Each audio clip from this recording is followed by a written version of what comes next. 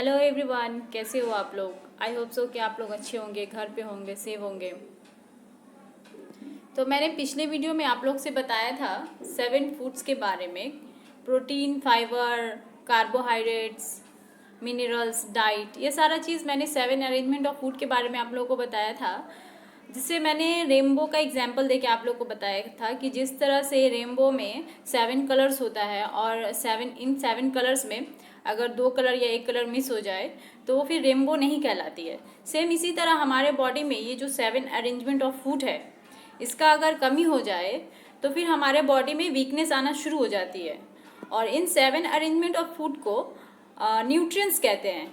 जिसकी न्यूट्रिएंट्स की वीकनेस की वजह से क्या होता है कि हमारे बॉडी में जो है वो वीकनेस आती है और इफ़ेक्ट करता है हमारे बॉडी को। बीमार हो जाते हैं हम लोग धीरे धीरे करके। अब बात तो समझ में आई कि ये 7 अरेंजमेंट ऑफ जो फूड है इनको न्यूट्रिएंट्स कहते हैं और इनकी कमी की वजह से हमारे बॉडी में इफ़ेक्ट पड़ता है, बीमार पड़ता है। अब हमारे बॉडी में कितना न्यूट्रिएंट्स की ज़रूरत पड़ती है, तो हमारे बॉडी में 176 न्यूट्रिएंट्स की ज़रूरत पड़ती है। डेली बेसिस पे हमारे बॉडी में 176 न्यूट्रिएंट्स की ज़रूरत पड़ती है। अब ये जो न्यूट्रिएंट्स है, हाँ, हम लोग के बॉडी में जो जाता है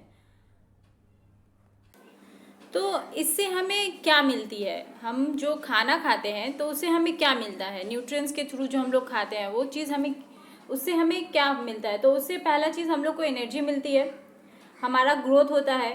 सेकेंड, हमारा जो है वो रिपेयर करता है, बॉडी में अगर कुछ कटा जगह है तो वहाँ पे रिपेयर करता है। अब एनर्जी कैसे मिलती है हमारे बॉडी में, हम जब खाते हैं तो आप एक्चुअली ये सभी कोई फील करता है एनर्जी कैसे मिलती है, ये आपको पता होगा।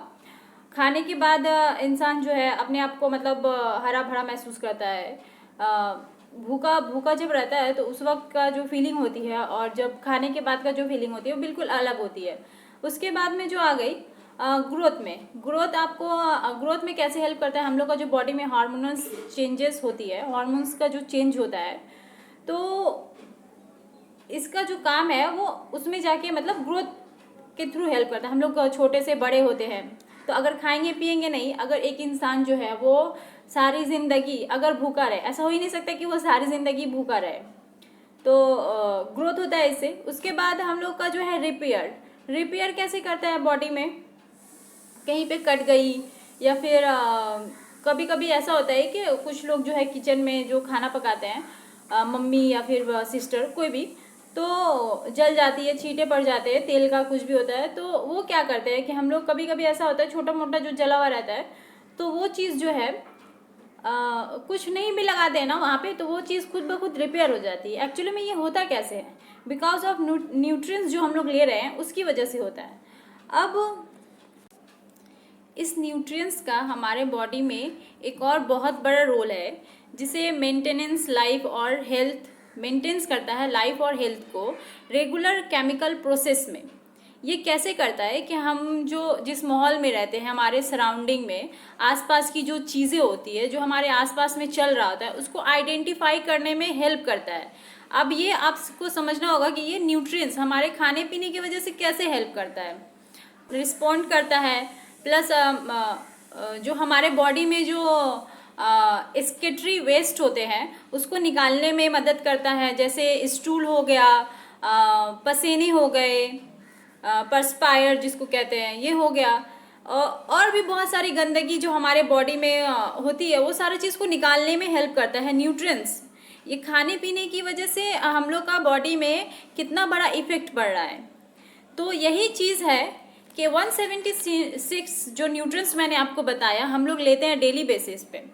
अब ऐसा होता है कि ये जो 176 न्यूट्रिएंट्स है ये हमें प्रॉपर वे में नहीं मिल पाती है डेली बेसिस पे। हम लोगों को 70 से 80% ही मिल पाती है डेली बेसिस पे ये न्यूट्रिएंट्स।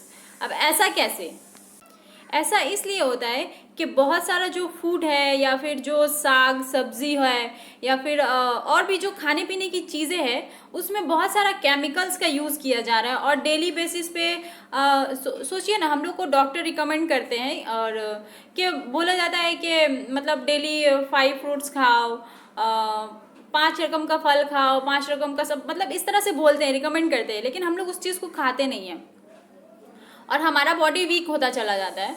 तो ये जो 70 से लेके 80% तक हम लोग न्यूट्रिएंट्स लेते हैं डेली बेसिस पे, जो कि हमारा बॉडी बोलता है कि हमें 176 न्यूट्रिएंट्स का ज़रूरत है एनर्जी, ग्रोथ, मेंटेनेंस के लिए, रिपेयर के लिए।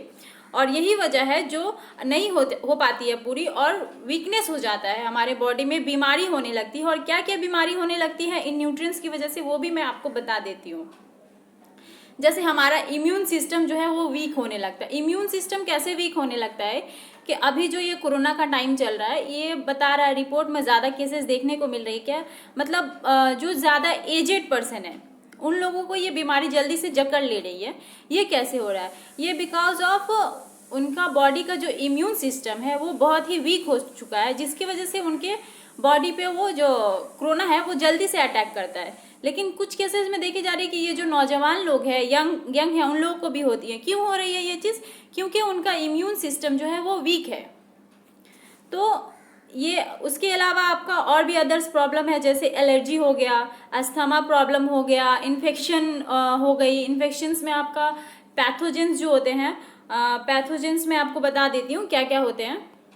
पैथोजेंस एक्चुअली में जर्म्स होता है, जर्म्स जैसे वायरस, बैक्टीरिया, फंगी, पैरासाइट्स, ये हमारे बॉडी में अटैक करता है। और अटैक हमारे बॉडी इसको रिसीव कर लेता है, क्योंकि हमारा बॉडी जो है वीक रहता है, इस वजह से रिसीव कर लेता है, लड़ नहीं पाता है, फाइट नहीं कर पाती है उस जर्म्स से, जिस वजह से और भी बहुत सारे प्रॉब्लम है। हार्ट प्रॉब्लम, हार्ट से रिलेटेड है, देन किडनी से रिलेटेड है, आई से रिलेटेड है। आई से जैसे बहुत सारे लोगों को देखिएगा कि देखने में प्रॉब्लम हो रही है, दूर का नहीं दिखता है, किसी को नज़दीक का नहीं दिखता है, किसी की आंखों से मतलब एवरी टाइम जो है वाटर का निकलना, या फिर किसी का कान में दर्द रहना। बहुत सारी छोटी छोटी प्रॉब्लम से लेके बड़ी बड़ी प्रॉब्लम्स, ये सिर्फ और सिर्फ हो पाती है न्यूट्रिएंट्स की कमी की वजह से। इसका कोई और रीज़न नहीं है। खाने पीने अगर हम लोग सही से खाएंगे पिएंगे नहीं तो ये चीज़ हमारे बॉडी को इफ़ेक्ट करता है। दूसरा रीज़न हो जाता है कि एक्सरसाइजेज वगैरह भी हो जाती है। और फिर एक्सरसाइजेज में जैसे हम लोगों को बोला जाता है, प्रूफ भी है ये चीज़ का, कि हम लोगों को मतलब 60,000 मतलब कदम मिनिमम चलना चाहिए। मैक्सिमम आप 12 या उससे मतलब लगभग उतना चलना चाहिए, लेकिन हम लोग उतना नहीं करते हैं और खाते पीते भी नहीं है सही से। और एक्सरसाइजेस तो बहुत सारे लोग जो बहुत आलसी होते हैं उन लोग तो करते ही नहीं है। तो इस तरह से हम अपने बॉडी को कैसे प्रोटेक्ट करें? अगर हमारा हैबिट भी सही नहीं है, देन हमें सही से न्यूट्रिएंट्स भी नहीं मिल रहा है, तो फिर हम अपने आप को कैसे प्रोटेक्ट करें? तो मैं इस बारे में ही आप लोगों को जानकारी दे रही हूँ कि आप अपने आप को किस तरह से प्रोटेक्ट करें। क्योंकि देखिए, ये जो हमारा इंडिया है ना, इंडिया के जो इंडिया मतलब एक एजुकेटेड पर्सन है, उन्होंने कहा है कि इंडिया जो है big hospital, India is a big hospital, nobody can doctor. क्यों ऐसा कहा है? क्योंकि आप देख लीजिए, जो जिस डॉक्टर के पास हम लोग इलाज करने जाते हैं, मैं आपको डॉक्टर का ये नहीं बोल रहा हूँ कि आप डॉक्टर के पास मत जाइए, लेकिन आप देखिए कि आप जिस डॉक्टर के पास में जा रही हैं या फिर कहीं भी आप जिससे मेडिसिन ले रही हैं, क्या आप उस मेडिसिन के बारे में जान रही हैं? जो दवा आप खा रही है, अपने बॉडी को दे रही है, जिससे आप जिंदा रहेंगी, क्या आप उसके बारे में पता कर रही हैं? अपने लाइफ से रिस्क ले रही हैं उस दवा को खा करके, लेकिन आपको पता नहीं है कि उसका आपके बॉडी में क्या इफेक्ट पड़ेगा, क्या साइड इफेक्ट पड़ेगा। बहुत सारे लोग बोलते हैं ना कि ये दवा खाने से कुछ साइड इफेक्ट नहीं पड़ता है। ऐसा नहीं है, साइड इफेक्ट है। अगर साइड इफेक्ट नहीं होता तो कोई हार्ट का जो दवा ले रहा है, मेडिसिन हार्ट की दवा ले रही है, और उसका कुछ सालों बाद में किडनी में स्टोन कैसे हो जाती है, या फिर कोई जो पर्सन है वो टीबी का दवा ले रहा है और उसको कुछ साल बाद पैरालिसिस क्यों हो जाती है। तो ये तो बड़ी बड़ी प्रॉब्लम हो गई। अब छोटी छोटी प्रॉब्लम मैं जैसे आपको बताती हूँ, हम लोग बहुत सारे क्या करते हैं कि एंटीबायोटिक का यूज़ करते हैं। क्या पता है कि हम जो एंटीबायोटिक इतना लेते हैं, इनका हमारे बॉडी में क्या इफेक्ट पड़ेगा? कभी कुछ ये सोचते ही नहीं है। बस थोड़ा देर के लिए दवा, बीमार पड़ते हैं और फिर सोचते थोड़ा देर के लिए ठीक हो जाए, हम तो बहुत अच्छे हो गए, ये दवा ने मेरे ऊपर काम कर दिया। फिर क्या होता है, कुछ साल बाद या कुछ दिन बाद या 6 महीने बाद या 2 महीने बाद फिर बीमार पड़ते हैं, फिर उस दवा को लेना शुरू करते हैं। और जो डॉक्टर मुझे रिकमेंड कर रहा है वो एक्चुअली में आप बोलिएगा तो वो भी 100% मतलब सही है। मैं आपको बता देती हूँ, जो जिस डॉक्टर से हम लोग इलाज करवाते हैं, वो जो एजुकेटेड पर्सन ने कहा कि नो बडी कैन डॉक्टर, क्यों कहा? इंडिया में कोई डॉक्टर नहीं है, क्योंकि एक जो डॉक्टर है वो भी सही तरह से प्रॉपरली वे में अपना हेल्थ के ऊपर में सही नहीं है। क्यों, कैसे? क्योंकि आप उनको भी देखिएगा, आर्थराइटिस है, हार्ट प्रॉब्लम है, डायबिटीज़ है, शुगर है। तो ऐसा क्यों है? क्योंकि हम जो खा रहे हैं, पी रहे हैं, इस चीज़ का इफेक्ट हमारे बॉडी पे पड़ रहा है। मेडिसिन तो ले लेते हैं हम लोग, लेकिन हम लोग का जो खाने पीने का जो चीज़ है उसमें ध्यान नहीं हम लोगों का।